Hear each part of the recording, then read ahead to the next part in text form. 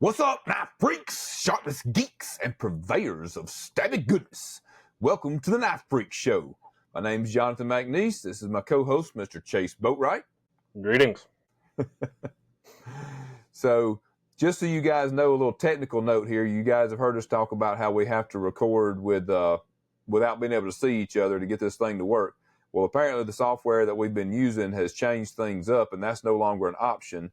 And so we can actually see each other now. So maybe we can make this thing go a little bit smoother. And let's hope that maybe the software has been upgraded to the point that it actually works and it doesn't screw us over. So we'll see. So yeah, I don't know if we've talked about it on here before, but it's really hard to have like a lot of these conversations where you can't see the visual cues or even, do what we just did, and like where I sort of did that. You're kind of just sitting in silence and, hoping the other volume doesn't kick in and try not to talk over each other. But yeah, it definitely makes it a lot harder when you're not getting those visual cues and stuff of being able to tell if the other person's about to say something, or kind of tell when they stop talking or whatever. Not to mention all the show and tell stuff we always miss. We don't get to see what the other person's talking about in real time. So maybe this is going to work. We'll see. So if it does, and you're hearing this and watching this, then great. If not, then we may be talking to ourselves and you'll never see it or hear it. So we'll see what happens. So how's your week in the shop been? Last week, I don't even know what I did last week, to be honest. I did something. I worked on some stuff. I don't even remember now. What did I do? I don't know. I worked on some stuff and did some stuff. I vacuumed my shop because, one thing, I got a new vacuum in. That's exciting. I killed my other shop vac after, I don't know, I think I got it in 2015. So I had a 10-year run, and I've sucked up a lot way better than I've ever done stuff. Yeah, I mean, I bought it in college because we flooded the college apartment, and we needed to be able to. We have a wet vac, and like literally, we would suck up a gallon or 5 or whatever it holds, and go dump it out, and suck it up and go dump it out. So yeah, that's why I originally bought it. It just made the transition into knife making. Yeah.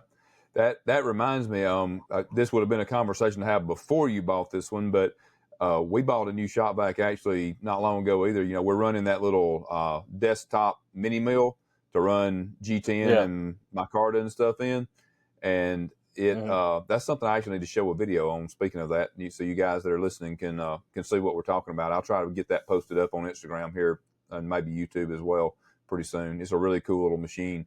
But anyway, it has a built-in vacuum, but it sucks. Pun intended. And so it also has where you can put the you can switch it to an external vacuum and like plug the vacuum into the back of it, and switch it so that the internal vacuum is not what's doing it. So that thing is, and the normal shop vacs, of course, it would work great, except it's loud, and it's already loud enough in the shop. But a shop vac running that thing, we keep it running on a good day. It's running most of the day. Ideally, we're supposed to be running it nearly all day, every day, and so that's highly annoying. And so anyway, did some research, found a shop vac that's super quiet. Like you'd almost wonder if that's not even coming on when you turn it on. Like it's got some noise, but it's the most impressive, as far as being quiet of anything that I've seen. And I do not even remember the brand or anything off the top of my head, but I'll get back with you on that. I just know I found one. I can't remember. I don't remember. I'm afraid to even say what brand it was. I'll find out though, and I'll report back next week. But yeah, sounds really, good. Yeah, really nice to have. Yeah, I was just gonna say a good shop vac is like an underrated, undervalued. That's very important in a knife shop. Like, yeah. And if you're doing it for something like we're doing, where you're doing like dust collection while you're working, and you're not just using it for like cleanup or whatever, it's the quietness is huge because they are extremely loud typically.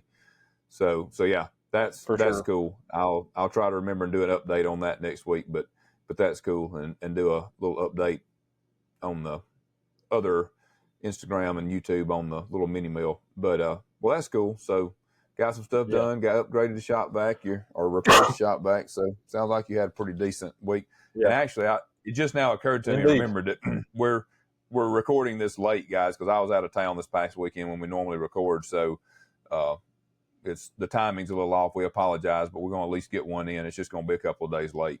Yeah, definitely. And so how was that? I think that's why I can't remember what I did, because I've already worked a couple of days since then. So I don't know what I did last week. But But how was your week in the shop this week or last week? Just tell us stuff. Yeah. Good. It was good. We this week so far it's going good. Last week went well. I was actually in the shop up until on Thursday. We do. I say it a lot, I know, but we do Monday through Thursday. Typically, we do 410s, and so Thursday I came out here and kind of checked on things, and then took off to go out of town. So, but the guys held it down. We actually. We have a goal of how many knives to build per day, and and then obviously that adds up to a weekly goal. So for the first time in a while, we actually hit our weekly goal last week, and so far we've hit it both days this week. So I'm extremely happy about how well that's going. Sweet. And feel like we'll hit it tomorrow, and of course it'll only be 3 days this week because we'll be off for Thanksgiving. So yeah, it's hard to complain about that. Let's see, we've got. The new used machine is basically up and running. We just got finished hooking up the Pearson pallet systems and stuff in there today. Got the airline hooked to them, all that. We've just been kind of piecing things together. You would think after this many machines, I would remember everything that we need to get and do to hook one up and get it up and running, but I keep forgetting stuff. So. Yeah. It's got to have air run to it. Oh yeah, we got to have air split off to go to the Pearson pallet. So anyway, we're going to start making pallets on it tomorrow, and should be before the end of the day tomorrow. We should be making fixed blades on it, or sweet doing that. Doing the profiling and the things that we do on the fixed blades on them. So that's super exciting. I'm super happy to be able to finally start doing fixed blades more consistently. That's something that's been a good 2 or 3 years in the making here that I've been struggling and trying to do. So, that's all you can do is one day at a time and plug away. Yeah. You can't, without sacrificing something else. Yeah. I think I know the answer to this, but you're on the new machine, you're not grinding the blades. That's still just the one machine you have set up for that. Yeah.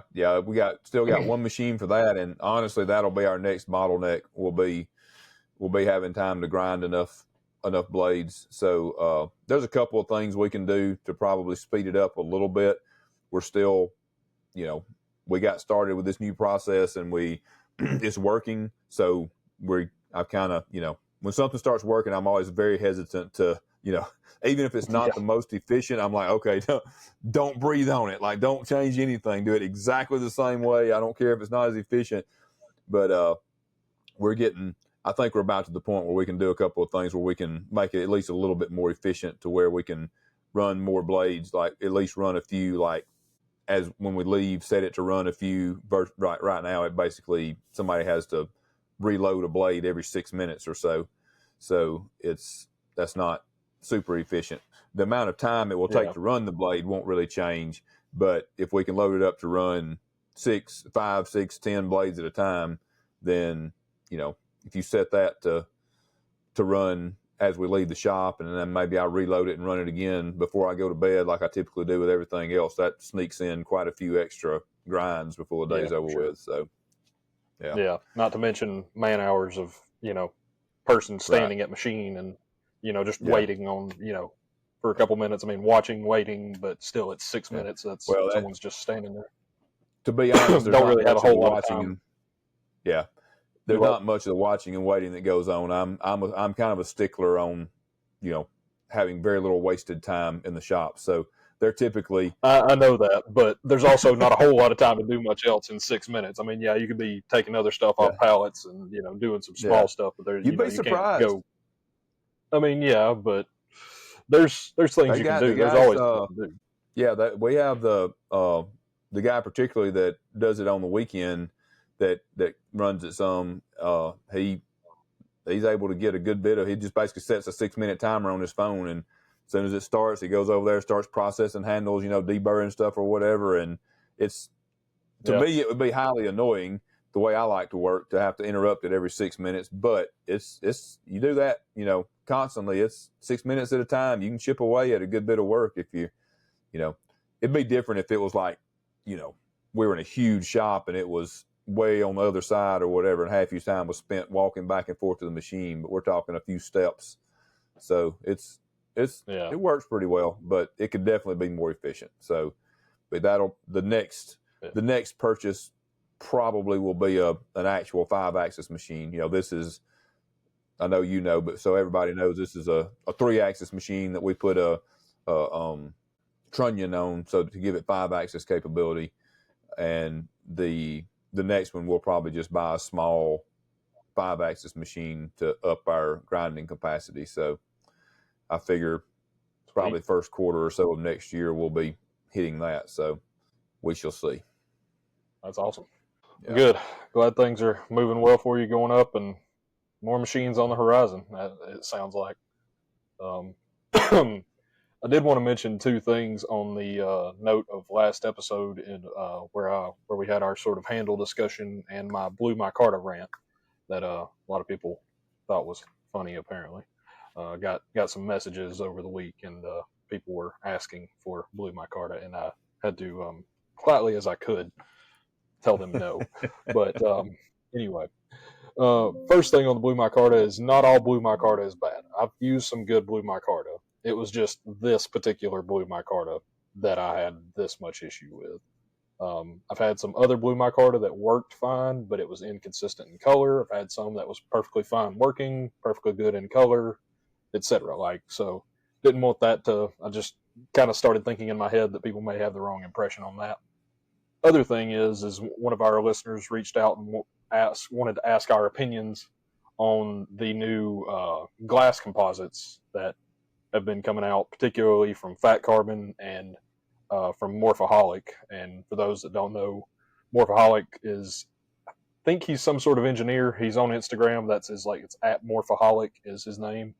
And I don't know how he's producing all of these materials or what, but he's producing a whole bunch of cool materials, particularly these glass composites, and he's doing some carbon fibers and stuff with like really crazy bright, vibrant colors.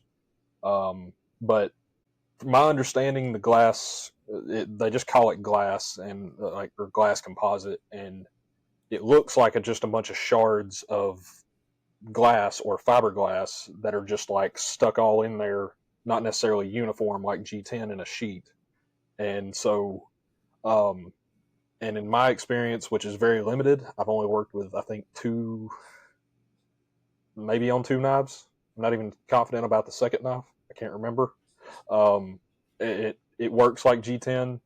It machines well. It grinds well. It cuts well.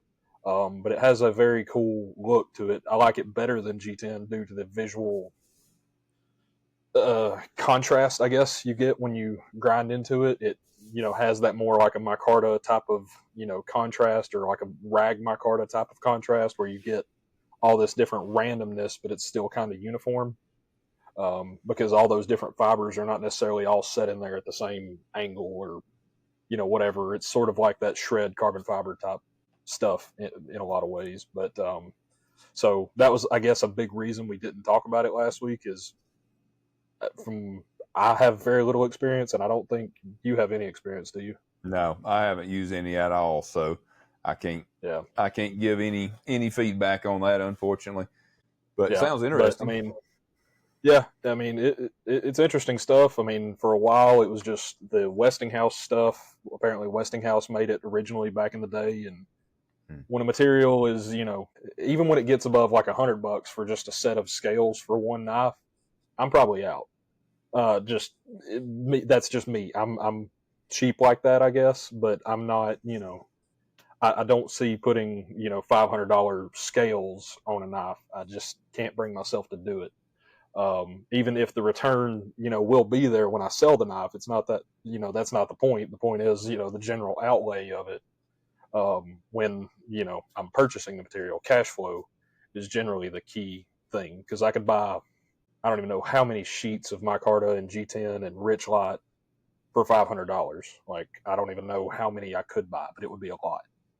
Yeah. So that's sort of just where I stand, is I don't mess with a whole lot of really high end, rare stuff. But some of the glass that like Fat Carbon and Morphaholic have been coming out with, it's like $50, like a set of scales of carbon fiber or fat carbon. So I mean, it's nothing too outrageous.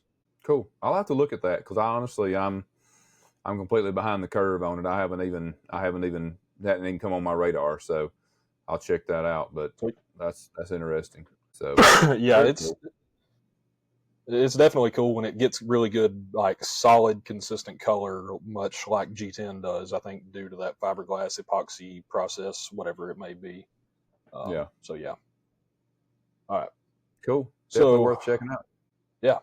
Next thing we wanted to go into was, we had a question last week on YouTube, and it was from Burnie Blades. And he said, starting out, what is a good, somewhat consistent method for heat treating? And he went on to talk about how he, used a torch and some canola oil and, that whole thing that I think a lot of us did when we first, started out. I don't even think I used canola oil. I used motor oil in a little like pan. It was like a little metal pan that I found. And so, yeah, what would be your thoughts? On that? So let me ask you this: Did you use just the torch, or did you build like a little forge kind of thing, or do you just straight heat the edge and then quench it? When I first started, it was probably just a torch, and tried that a couple times. But then I found out that that was when I was using 1018 mild steel, which is basically non-heat treatable. Right, which I later found out, because dumb. And did the same thing. I just knew the 10 series was supposed to be really easy, and people kept saying like 1084 and 1075 are really easy, but 1095 is hard. So I just went way on the other way. I was like, okay, the higher you go, the harder it is. I'll just go way down here, and I can't screw this up. Well, I still screwed it up. But yeah. So yeah, I think I was just using. I'm laughing because I basically did the same thing. So yeah, I mean, I was just using a torch, and I think I tossed it into the pan of oil. I didn't hold on to it. I just dropped it. That thing's hot. That's funny. Yeah, I think my first couple of, honestly, I wouldn't even call them real attempts. It's kind of like you. Like I had, at that point, I didn't even understand the difference between, I didn't even research it to know like the 10 series steel or whatever. Like it was some steel, and steel is steel, and I heated it up with a little torch and tried to heat treat it, tried to dunk it in motor oil or something. I don't remember. But then moving on to like the next successful heat treating though. So what I did, and I actually went, I didn't read enough or didn't know enough to think that 1095 was difficult. And I kind of dove into it pretty quickly, with partly too because my goal pretty much right off the bat was to do Hamones, and W2 was not readily available in bar stock back then. And so that was kind of my option. So I just dove into 1095 pretty much right off the bat. And what I did is I bought some fire bricks. I'm someplace online, I can't remember. And actually, the first ones I bought were the wrong kind. There's two kinds of fire bricks, and I don't know the official names of them, but there's one kind that's like very solid, more like an actual like kind of brick, like it's very dense and solid. And they weren't as thick as a brick. They're like 1 inch thick and probably like 4 inches by 8 inches, something like that. Those will help to, like, if you want to put them on a surface, like to keep whatever's underneath, protect whatever is underneath it from the heat, they do a pretty good job of that. But they don't like reflect the heat or like contain the heat the way you want to with the other ones. Plus, you can't carve in them because the other ones are very porous. They're extremely light. They are in the shape of like a thick probably a little thicker than normal. They're about the size of an average brick, maybe a little bit bigger, I guess. The ones that I got, they may come in different sizes. I don't know. Yeah, But they're I'd say more they're like a a little bit white bigger. looking material. Yeah. Yeah, I think they are. A little bit bigger, and they're like a white material. It's very coarse looking, and it's actually pretty soft. Like you can take like a nail or something and like scrape and like dig into it, like make a hole in it or whatever. Like they're very soft.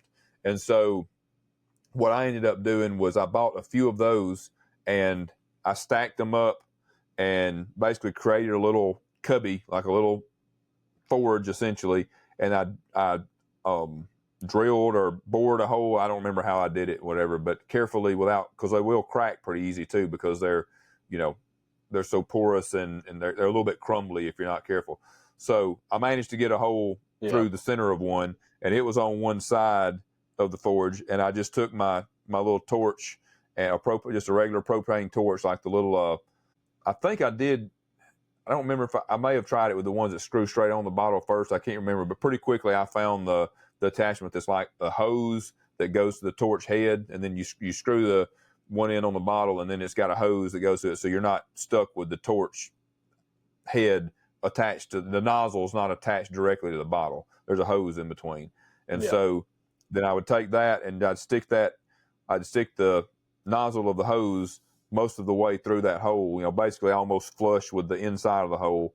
And so there's no door, but it's just an opening. So it's, a little cave with no door, and that was sticking through the side. And so then I would just hold the knife and the blade, and I would move it back and forth on the flame. The flame would kind of circulate in there, and the whole inside would heat up some, but of course it was still way hotter right where the flame was coming through. So I would kind of keep the blade moving to try to keep the heat as even as possible. Now, of course, I was not keeping it perfectly evenly heated, but I tried to keep it as evenly heated as possible. And then I kept one of those little extendable magnets that you use for like picking stuff up from behind stuff. You know what I mean? Like people use in garages and stuff. I kept one of those handy, and I would work it back and forth in there. And you could, after you'd done it a few times, you kind of learn the color that it would change, the color of orange, just the right color before it gets too bright orange or whatever. And you'd know when to start checking it. And I'd check and make sure that it was non-magnetic.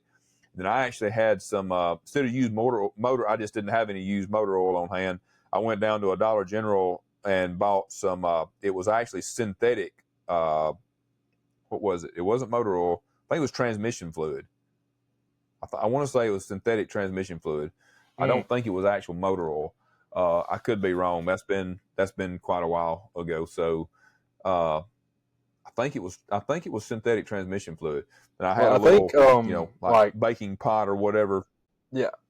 I think Don Fogg or somebody like that had a mixture of their quench oil was something involving transmission fluid or transmission oil or something like that. That may be where I've got it, because back then I read all kinds of whatever I could find on the stuff. That might be where I got the idea. Said mine wasn't a mixture; it was just straight up Dollar General transmission fluid. And now later on, I did move to Parks 50 once I was able to, had a little more money to spend, and I could, and I found a source for it, because it took me a while to find a source to be able to get it. I think it was harder to get back then, or at least it seemed like it. It may have just been that I didn't know where to look. No, it was. But, So basically, I would do. I don't think I ever threw one in there like you did, but I would basically, like I said, I would heat it up, get it up to temperature, check to see if it was magnetic, and as soon as the whole blade was not magnetic, I'd pull it out and I would dunk it in my Dollar General transmission fluid, and learned quite a bit. Probably didn't do it initially, but I learned that you need to keep it moving when you quench it, because bubbles will form around it, and which will actually, this is very interesting, and a lot of people probably don't know this, because I certainly didn't. When you put it in that hot oil, so the number one, the whole reason that you're putting it in a quench is to take it from its critical temperature, which for specifically the, like 1095, those simple steels like that, is basically around the temperature that it goes non-magnetic. And so that's its critical temperature. You take it from that, and with 1095, you've got I think it has to go from the critical temperature down to less than like 400 and something degrees, 500, somewhere in there. I can't remember, within like a second. So it has to cool from that temperature, which I think the critical temperature on it's like what, 1450, somewhere in there, or 1475 is what we 1650. always did. Okay. I'm actually pretty proud I got that close after this long. But so you going from that down to like 400 or 500 degrees within a matter of a second. So it's got to go quick, right? Then that's where the using the proper fluid helps, and the transmission fluid worked pretty well. So anyway, back to what I was saying, we quench it, and it's going to create bubbles around it, just like when you put something hot in fluid, in water or whatever, it's going to make it boil around it, right? And so those bubbles, air bubbles, would stick to the surface of the metal, and those actually create an insulating layer, and they'll let it, wherever those bubbles are, it will hold the heat in there. And what you're wanting to do is to make it get cool really, really quick. And so you don't want those bubbles to form and stick to, they're going to form, but you don't want them to stick to the blade. So you keep it moving while you do it. When you keep it moving, you want to move it or not vertically, but not laterally. What's the, straight forward, don't go like in line. Don't go laterally. Yeah, like basically like you're trying to saw the fluid, like cut it like with the edge of the knife. You do not want to move it back and forth, because as that blade is cooling off, it's very prone to warping and stuff. Like the force of it pushing against that fluid can actually cause it to warp one way or the other as you're pushing it. I'm on a whole, like, it's been so long since I did this and really thought about it. I'm on like a whole excited rant now. But another thing I learned on that note, this took me a while to learn with a bunch of warped blades. And this is going to sound crazy to a lot of people, but it actually makes a difference. So when you do quench it, you also want to have your setup set up so that you are facing due north. All right. Then you want to make sure that the moon is at 12 o'clock. I'm just kidding. Not that part. But you do want to be facing due north. And the reason for that is, like I said, that knife is, you take it to the point that it's non-magnetic, right? When it quenches and it gets down past that critical temperature, it's going to become magnetic again. And that amount of time, when it goes magnetic again, the pull of the North Pole can actually cause that blade to pull in that direction. Because when I first started doing it, my blades would always warp to the same side every time. And it's more noticeable, of course, on longer blades and stuff. Yeah. I was like, what? Like, why is it warping the same? Like, and why is it going the same direction every time? Because it stands to reason that it should be random, maybe, or whatever. But not when you include the magnetic pole. It was pulling, and as soon as I turned and I started quenching in a different direction, quenching facing north, so then I'm moving the blade in a straight line that direction. Like, they still warp some, but it drastically changed the amount of warping and the always being in the same direction that I had. So that's another little tidbit that's I always found super interesting, and sounds like some kind of like old wives' tale, but from my experience is 100% true. So yeah. Did you ever, I know I told you about that, but did you ever get to see that for yourself with it doing it the wrong way? Yeah. Whenever I moved into my new shop and got my heat treat oven set up, I was basically facing east, and I was having that issue. All of them were pulling north. They were going to the left. Yep. And Yep. I left my heat treat oven where it was for a little while. I just, instead of quenching this way, I quenched and turned and faced north and quenched that way, and it helped. Sure. I never did as much 1095 as you, I don't think, or oil quench and anything like that. Yeah. But back to you said, like, on your original, like, what you consider your first knife. The tossing it in the motor oil was not necessarily what I consider my first knife. That was my first knife-like object. You're right. But the first time I actually got a heat treat right, it was in a forge. My stepdad was obsessed with forging in fire at the time, and so he had went and bought a forge, and he knew I wanted to make knives, so he was like, "Here, you can use a forge and make knives and do whatever you want." And I was like, I can use it for heat treat. I don't really want to forge, even though I did try. I did try to forge for a little while just because I was like, well, maybe this will be easier. And I was like, no, it's not easier. Um, it's way harder, especially without power hammers and any sort of mechanical equipment. No, trying to make even like I had some square O1 and just trying to get it somewhat flat. That bar is still basically a square to this day. And but anyway, so I had a forge. They're not that expensive. A Farrier forge off Amazon. I think when he got his, and this was 2016 or something like that, it was $400 or something. I imagine they're pretty cheap. I mean, pretty accessible these days compared to a heat treat oven, which is generally at least $1,300, if not up. I mean, and that's on sort of the lower end for like really small ones. And usually, like that's what you'll find them like a used price. Like I've got an old Paragon that's basically big enough for folder blades, and I got it for pretty cheap. But my even heat I think costs $2,200 or something like that. And so, Right. excuse me. But yeah, a forge if you're doing carbon steels will work. Using all those methods that Jonathan outlined, doing the non-magnetic, and like you said, you'll learn sort of that color of orange. And I think my first real quenchant was used French fry oil from my dad's side of the family has a concession stand for the business that they were in at the time. They had a drive-in movie theater, and so I just they were pouring out old uh, French fry oil and chicken finger oil and stuff. And so I was like, hey, can I just have that? No, I don't care. So yeah, it smelled like French fries and chicken fingers in the shop for a little while. But yeah, I was about to say either yours smelled way better than mine did or way worse. I figured it could go either way. So yeah, burnt transmission fluid is not a good smell. I've smelled it. It's not it's pleasant. not. No, I don't know what's in there, but nothing can be good. Nothing about it could be good to breathe. But yeah, No. so that would probably be my recommendation for you, Burnie Blades, is to, if you're not ready to jump into a, full-on kiln at this point, look online and see if you can find an affordable forge, a propane forge type setup, and you can heat treat blades that way. I mean, it may not be the optimal, perfect, in a vacuum heat treat, but it is possible. And my other recommendation would be don't be afraid to send it to Peter's Heat Treat or one of these other heat treating houses.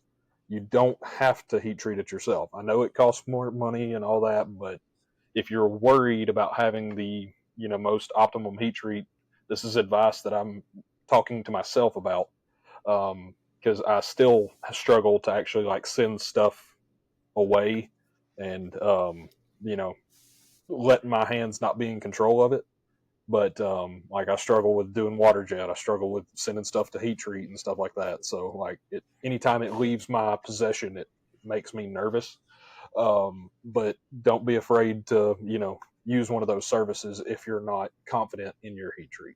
Yeah, I would second that. It's some people just want to do it themselves, and some people just also don't have the budget to do it, especially if they're doing it as a hobby. I mean, it may just not. They may not have the budget to do it. And speaking of the budget, what? Even though I was laughing about it, and my little makeshift forge thing was pretty janky, but I heat treated a bunch of knives and a bunch of knives that performed really well out of that thing. Now, I did not have a hardness tester at the time, but if you go way back on my YouTube channel, you can see some videos of knives that I used that I heat treated like that, where I used to make. I may have had an oven by the time I started the choppers. I can't remember. I feel like the first few I did in that little makeshift forge. I can't remember, but like I had a video where I was hammering one through the lid of a old washing machine, a dryer, the top of an old dryer, and like I did, all kinds of nothing. Yeah, it was pretty crazy, but yeah, I did a bunch of real world testing with them and chopping some really hard firewood, stuff like that, chopping on oak and dried out oak and stuff like that with them, and they held up really well. So I mean, was it textbook, way to heat treat? No, not at all. But they worked really well. So it might take you a little bit of trial and error, but yeah, if you're on a for real shoestring budget, you can always do that. And I have no idea how much those fire bricks cost now, but I would guess you could probably get that whole setup, torch and propane and bricks and everything, and some used, or some even if you go like I did to the Dollar General and buy some transmission fluid, you could probably get that whole setup for under $100. So it's it's you can always do that and get yourself started. And then if you're doing it as a hobby, then you can do that and then upgrade when you're able. Or if you're doing it as a business, to sell them, then you do something like that. Test them, make sure that the quality is good, and then sell them. And once you got enough money to reinvest back into a better setup, you reinvest into a better setup. That's exactly what I did. So it's certainly doable. Yep. Yeah, and that's sort of how everything sort of works. I mean, like, I started on a 6x48 grinder that was given to me, 6x48 belt sander, I should say, because it wasn't even a grinder. It was not a grinder. Yeah, and eventually, finally, not even from selling knives, just I just saved enough money. This was still, hobby time, where I was like, I'll get an actual grinder. I got a 2x42 grinder, so I could at least get used to grinding on 2-inch belts. And these days, there's a bunch of good grinder options. I know you didn't ask about grinders, but we're here. Like Grizzly has a 2x42 grinder that is variable speed and will flip horizontal for, I think it's like $395 or something like that. It's right at $400. And it may even be reversible. I can't remember, but it's ridiculous compared to the one I bought was straight vertical with it's basically a bench grinder motor with attachment over here with the belts on it, and over here you got a disc. I'm sure y'all have seen them, and you turn it on and it runs 100 miles an hour, and it's like a 1/3 horsepower motor. You could bog down super easy, and definitely was not able to turn horizontal. Barely. The platen was concave. Barely had a work rest on it. It was, so we're in a good time for this sort of equipment, I would say. Yeah, I think you can definitely, without spending a whole bunch of money. And it's, we might as well kind of dive into a little bit of the, from the heat treat to, the rest of it too, just getting started in this. And we both kind of talked about our, how we got started and some of the stuff we've done, but I don't know if we've ever really spent a lot of time on, kind of explaining what you can do or whatever. And, cause I do think a lot of people, they feel like there's this big barrier to entry. Like you've got to go spend, a few $1,000s or whatever to get started, but that's absolutely not true. Now, it's just like anything else. Like you don't have to have, if you want to go learn to play golf, you don't have to go have the premium set of golf clubs, when you first go out there. Like you just need something, you know what I mean? Like, of course, we all want, typically want the nice stuff, but you got to be a little bit patient and if you got the money to spend on it, great, and if you're confident enough that you're going to like it, then dive in. But I would highly recommend, doing, if you can maybe go and grind at somebody's shop or, do what you're trying to do, at least try it, because it would really suck to spend a few $1,000s and then decide that you don't really like burning your hands that much and, and decide you're done. But, a lot of people, the old thing used to be, to, buy a file, buy a piece of metal, file it down, make a knife out of it with a file, and then buy another piece or whatever and keep building up. And I didn't start that low on the ladder. It never really appealed to me to like I knew you could, but I just never really, I wanted to grind a knife, you know what I mean? Still stock removal, I know, but I wanted to put the steel to the wheel, like we say. So yeah, I mean, I've told the story before, but I pieced together, I am so mad at myself that I don't have pictures and stuff of that grinder, but I pieced together a Franken grinder that's kind of similar to what Chase was describing, except homemade and way worse. And yeah, I mean, for very little money. Did you sell it? Very, very little money. No, I disassembled it, and I mean there wasn't no dude. I couldn't have sold that. Somebody would have like charged me to take that thing. It was horrible, but I just didn't again, know it what worked. happened to it. You know, It's and no, it got. It got disassembled, and I guess I don't know if I guess the little bench grinder eventually burned up or something. The part that was it was actual. I think mine was like maybe a quarter horsepower or something. It was not a big yeah, bench grinder. That was the the base of the thing. Uh, I don't know. I don't think it's one of the ones we still have. I'm assuming it burned up or something at some point, but no. I mean, it was uh, like 4x6 cut off from one of the posts from building my shop. That was like the base for the upright, a piece of square yeah, tubing, or actually it may have been angle iron. I can't remember that. I don't know. I probably picked up.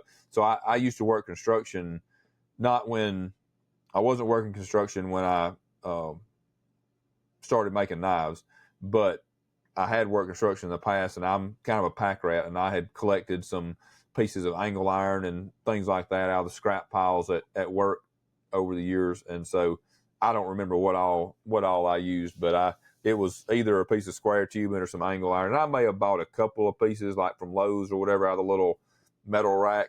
I may have bought a couple of pieces of metal there. I truly don't remember, but yeah, yeah, plastic lawnmower wheel pressed onto the arbor of the little grinder there as a drive wheel. Like it was insane, but made yeah, hundreds of knives on it. So not gonna say they were great, but they allowed me to progress, and I said keep reinvesting the money I made from selling them into finally buying an actual grinder. So you can always find where there's a will, there's a way. That's 1,000,000% true. So indeed, while I don't necessarily recommend piecing together there's nothing wrong with piecing together a grinder, because a grinder, I mean, it's just like anything else. Like if you can build knives, technically you can probably build a grinder. If you've got the mechanical ability to do this kind of stuff, then if you put your mind to it, you can probably figure out a way, even if you have to bolt everything together. If you don't have welding skills, which is what I did, everything was bolted and screwed together. If you don't have access to a welder or ability to weld, then I mean, there's ways to do it. So you can kind of look at how, like you said, there's tons of grinders out there. You could look and figure out a way to make something and probably do a much better job than I did, and make something that would actually be decent without spending, but at the same time, if you can go get that, like that Grizzly that you were describing for, what'd you say, like $400 or something, yeah, then, unless you just happen, if you like me and had a bunch of scrap stuff laying around that you could cobble something together, you might come out cheaper. But if you're trying to really build a decent one, you'd probably end up spending more trying to build one than you would just going and buying that one. So, yeah, there's options either way. So I'm trying to think what other kind, the grinder is kind of the main piece of equipment. Drill press is, that's not that big a deal, because you don't have to have a fancy, I mean, you can go to Harbor Freight and buy a drill press for what, like $40-$50 for one of the little ones, something like I that. mean, They're not. they're like $80 now, but it's the same one. But yeah, Okay. Yeah. So, and no, they're not good, but I don't have a single really good drill press. Like you neither don't do I. really need a fancy drill press to drill holes, So, Yeah, yeah, it just doesn't take that much equipment and that much stuff to get started. Especially on fixed blades, you need a little more stuff to kind of to do. I've seen people get by with making folders without a mill and with nothing but a drill press and using it to cut the lock and everything else. It's definitely doable. yeah. Uh, Oh yeah, maybe not. I've seen people do some crazy stuff with Dremel tools and with, like you said, on like, chucking up a Dremel bit up in a drill press and just moving the thing back and forth. And Yep, I putting it in like a I little never had luck jig. with it. And Yeah, but on that note, one of the that things. made me think. Sorry, go ahead. Our lag is getting us here, guys. We're Yeah, not just one of the intentionally things talking that over each other. I kind of picked up from you was, instead of having like one really good drill press, was having multiple drill presses. and Yeah. I don't have as many as you had. But okay, this is my 1/8 inch. This is my 1/4 inch. This is my, countersink. This is, whatever. Like having a sort of dedicated drill press. That way, you're, just, kind Yep. of going Moving down the down the line line. and making it more efficient. Yeah. And I am really big on dedicated tools. I don't typically, to me, something that does multiple things, does a bunch of things okay, but none of them really great. I would rather have, dedicated tools when I can. But and for what you're describing, for somebody that's like strictly a hobby maker, probably not that big a deal, to take time to change out drill bits and stuff. If you're somebody that's, like I was, or like Chase is, where you're trying to make a living doing it, you need to be pretty efficient. So yeah, having a row of drill presses with the normal sizes of bits in there that you normally use, where you don't have to change them and you can just go down the line drilling your holes, is fantastic. So, and Yeah. like you said, well worth and if you're doing it for a living, or even as like a, side hustle kind of thing, they will definitely pay for themselves probably within a month of, of using them. So that is definitely Yeah, a good idea. for sure. Um, one of the things I think, at least in the stock removal type world, as opposed to the forging world, is bandsaws. And Mm, yep. you had like a really nice, like actual like floor model bandsaw. I believe you still When got you it, came but along, it was nice go till ahead, I and then came I'll along. then I'll tell how I got there. Okay. Um, Well, anyway, what I was going to say is, now they have the portaband sort of situations where you can put them and chuck them up onto like where they stay permanently vertical, and you do it that way. That's what I run right now, is a Harbor Freight portaband, and then they've got like I think it's a Hercules is the brand, but it's from Harbor Freight as well. Yeah. They've got a table that goes with it, and it's held up great. At first, they didn't. The only table available was one from like Swag Off Road, and it was more expensive than I wanted to spend on it. And so I built a little wooden table. I got some 2x4s, and I had a piece of like 2x10 or something like that I cut a slot into, and just kind of mounted it up to it, and drilled some holes and found some long bolts that were the right thread. I don't even think, I just kept trying bolts out of my little tray until something worked. And, um, you know, that's what I used for a long time. And then eventually I upgraded to an actual, something that's a little more square.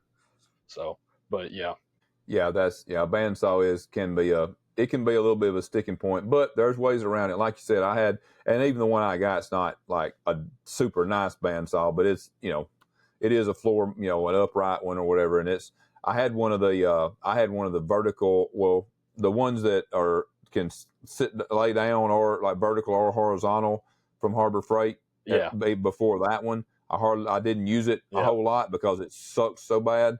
Part of that, though, was because at the time I did not know the difference between what kind of blades to use. I wasn't using the right kind of blades Yes. in it. So when I learned the right kind of blades to use, that helped a lot. But I don't think I learned that until I think I learned that when I bought the upgraded bandsaw. But even before that, I cut out tons of knives with a angle grinder. I took Yeah. the guard off an angle grinder. Now, I'm not recommending you do this. Like, this is, do it at your own risk. But, and you can do it with the guard on. It just makes it easier with the guard off. And I would Yeah. clamp a piece. I would take my knife template. It was half the time so if I was being fancy, it was a piece of Kydex that I had cut out. If I was not being fancy and I was being cheap, it was a piece of an old plastic tote or something that I had cut out the side of it with a pair of tin snips and made a knife template out of that. I'd lay it on there. I'd trace it out with a magic marker. I would clamp it up. I'd take it outside, clamp it up like a sawhorse or a little table or something, and I would go to town cutting with that angle grinder, and I'd get it roughed out, and I could go in and kind of half cut and half grind, because I was using cutoff blades, not grinding blades. So I would cut it, and I got to where I was pretty good with it. I could cut stuff pretty close. Obviously, you can't do radiuses and stuff. You can't make quite as clean of a radius and stuff as you can with a bandsaw. Even a bandsaw is not, you're just getting close anyway. You're not cutting super tight radiuses and stuff. But so yeah, I'd cut them out like that, and then I'd take them to the grinder and finish just grinding them to shape from there. There's no telling how many knives I made doing that. I definitely do not recommend doing this. But when I started making folders before I had a bandsaw that with the right kind of blade and all that, I even cut titanium with that thing. And that is definitely a nightmare. You talk about throwing some sparks and nasty smells, and it would leave a huge, nasty kerf, like a big giant burr on the thing.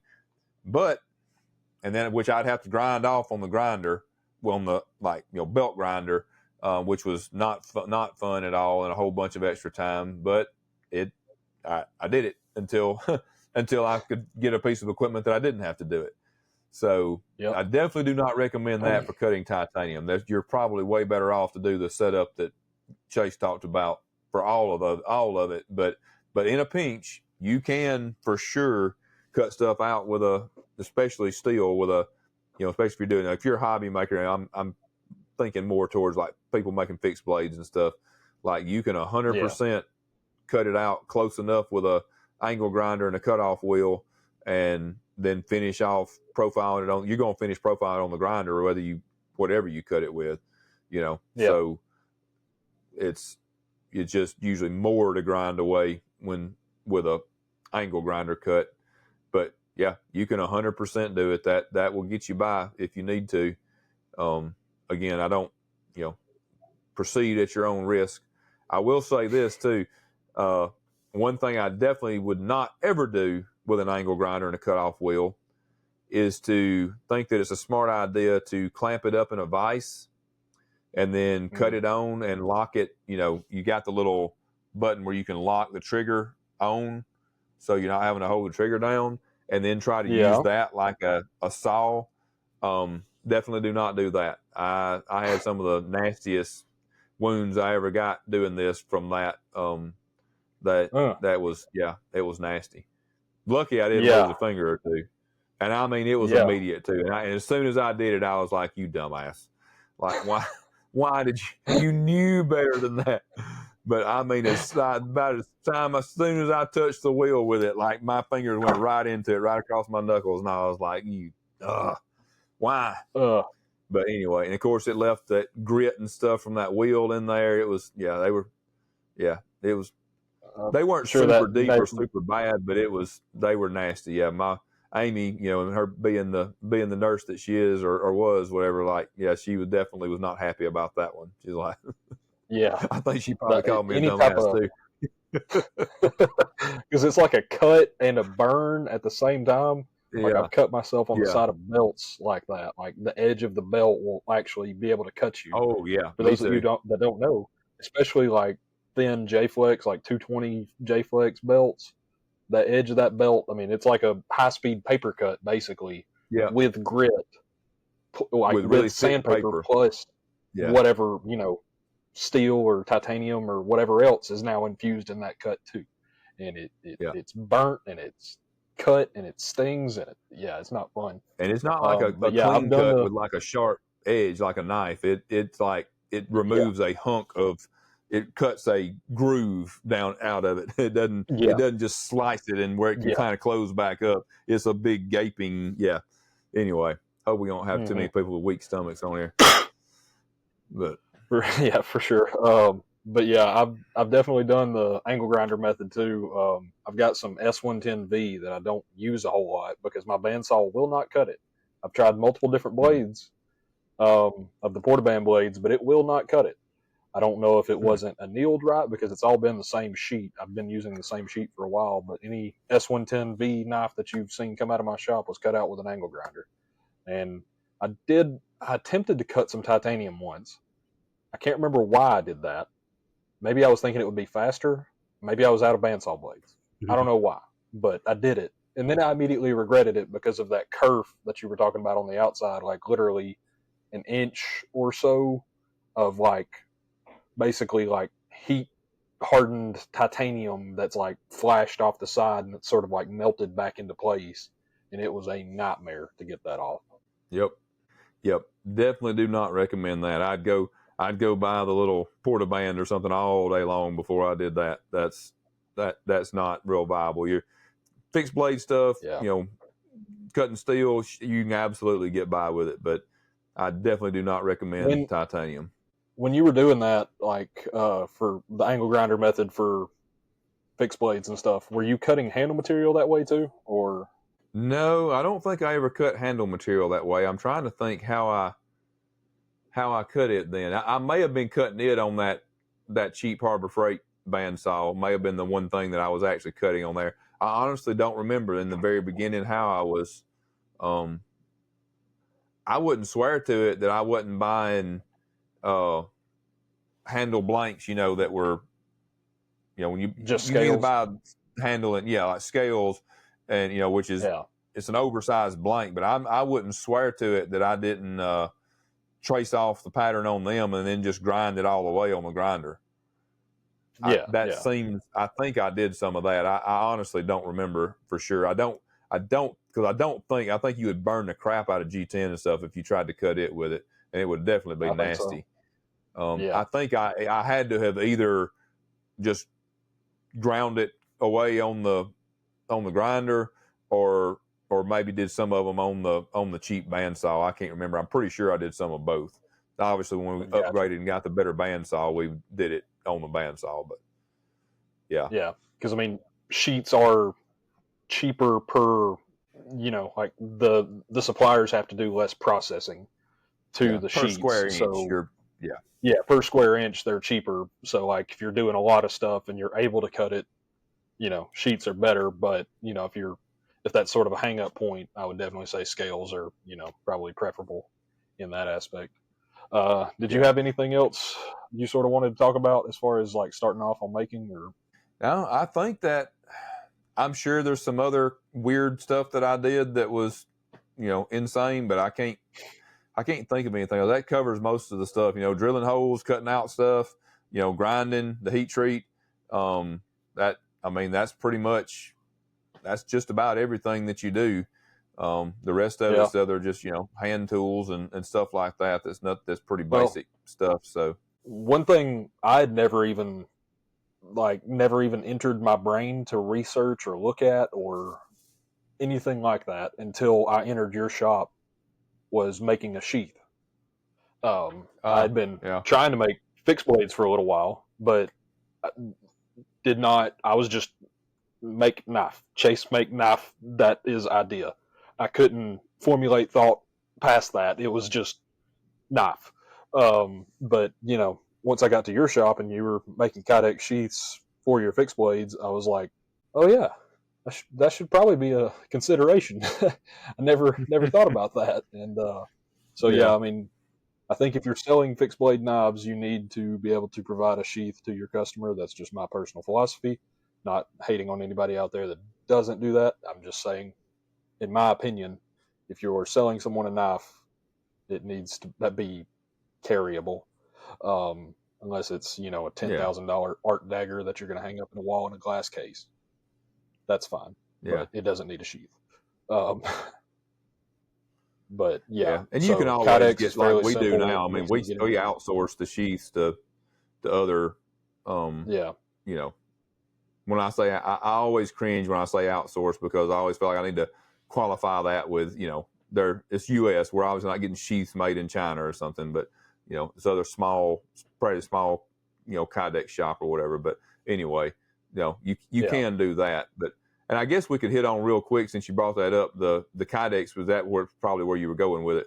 The Kydex press that we had, I guess when you started, was still my homemade one. I'm assuming, wasn't it? Yes, I think so. Yeah, I think so. I think you got the new one whenever I was there. Yeah, I believe you're right.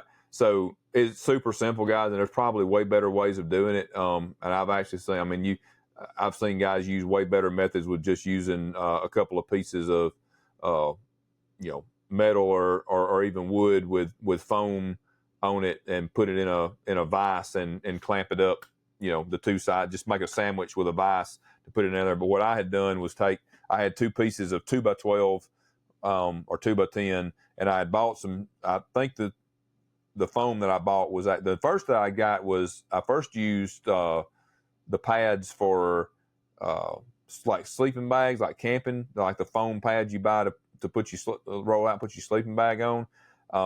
And then I finally wised up and realized that I could just buy the foam from like a knife supply from Jant's or somewhere like that. I don't remember where I got it, but I bought some actual pieces of foam that were being sold for knife sheath making, and just glued a piece to each of those 2x10, and then used door hinges and fastened them together at the back. And back to that angle iron I was talking about that I scrapped off of a job site, I had a piece of it that was screwed down to the top 2x10, and then I guess we still were using probably a ratchet strap.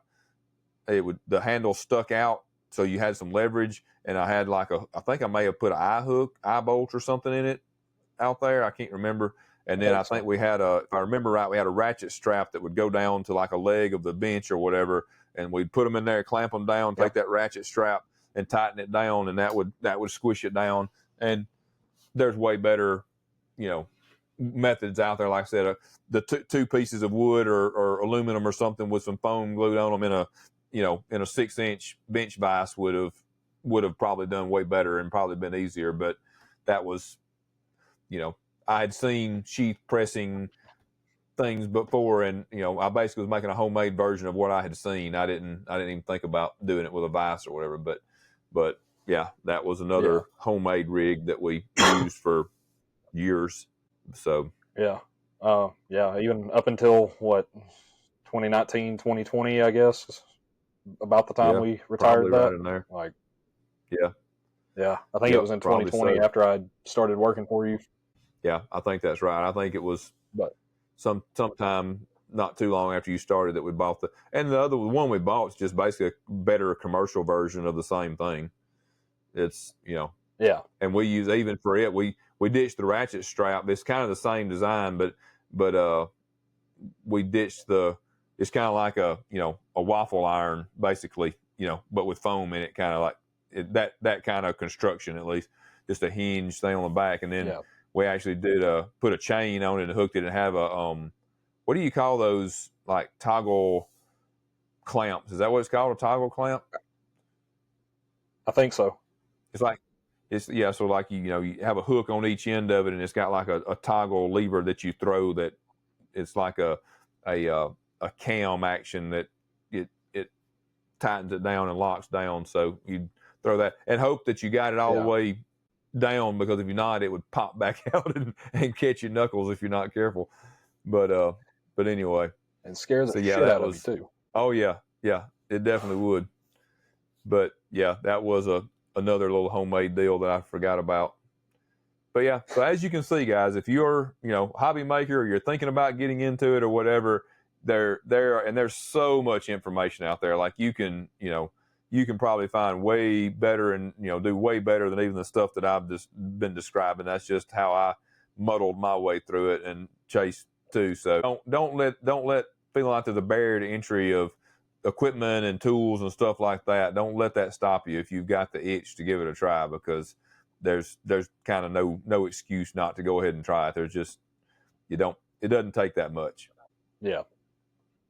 If there's a will, there's a way. That's the saying. So don't get caught up too much on the methods. Just try to find a way to make it work, I guess. But yeah. And also on the fact of, real quick on Kydex is, I still use a toaster oven to this day. One of the cheap, came from, Walmart or something, toaster oven that I got from a flea market or a yard sale or something. So doesn't have to be anything fancy. So you got anything else before we wrap this conversation up? No, I think we'll probably wrap it on up. Hope you guys, this is Thanksgiving week, so we hope everybody has a fantastic Thanksgiving. I'll do a quick plug real quick. We're doing a promotion and doing a pretty big drop of some new stuff cat's already out of the bag now, or one of the cats is out of the bag. We're dropping Shockwave Dixons on Friday, so that's brand new, and we've got a promotion going on with some free stuff with purchases and stuff like that. So you can go check that out on Instagram or our newsletter. And if you're not signed up for that, please fix that and get signed up for it. I'd appreciate it. And while we're on the asking for favors, appreciate if you guys could subscribe. If you could leave us a review, especially on the audio channels like on Spotify and Apple. If you could leave us a review, that definitely helps and lets us get a little bit more attention. And if you happen to want to get a hold of us and give us any suggestions, or if you've got questions, maybe we brought up some questions with all the stuff we talked about today, you can shoot us an email at, where is that, Chase? knifefreakshow@gmail.com with one S. knifefreakshow@gmail.com for questions, suggestions, knife stories, etc. Whatever you got. Yep. He is over at McNeeseKnives.com, McNeese Knives on Instagram, McNeese Knives on Facebook. Boatwright Blade Works on Instagram and Facebook. BoatwrightBladeWorks.wixsite.com. That's pretty much all I got. All right. Have a good Thanksgiving, guys. We appreciate you listening and watching. And let your freak flag fly.